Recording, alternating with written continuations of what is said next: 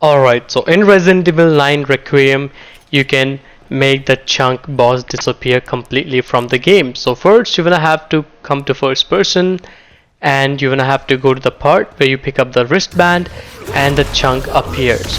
So here's what you gotta do. So let me just restart and show you how it's done.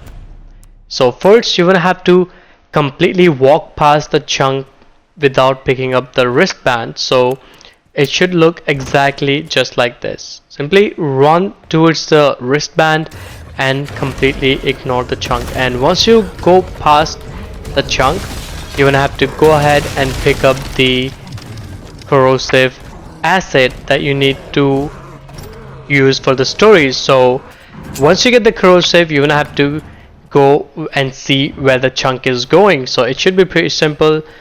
Run backwards to the place where you came from, not backwards but back to the place where you came from, and you will see chunk will be going to the stairs.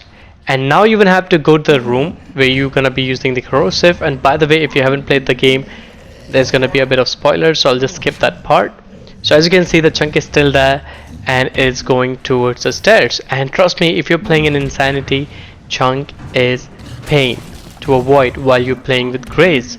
So run back to this room where there's gonna be a lock where you will be using, there'll be a cutscene.